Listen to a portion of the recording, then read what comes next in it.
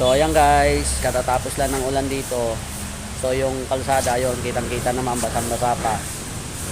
So dahil yung sa mga sasakyan, yung dumadaan, kinakalat nila yung basa ng kalsada, kaya basa pa rin yung kalsada. So kanina lakas ng ulan, pero tignan mo yung dito sa loob ng school namin.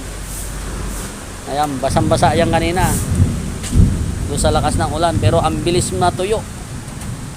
Natuyo kaagad siya guys, dahil siguro sa ano to guys, yung sa init ng simento, kahit nabasa siya ng ulan, natuyo rin kaagad.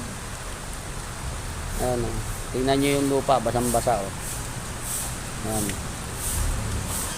basang-basa yung lupa. Ayan, may tubig pa nga, pero yung simento tuyo agad.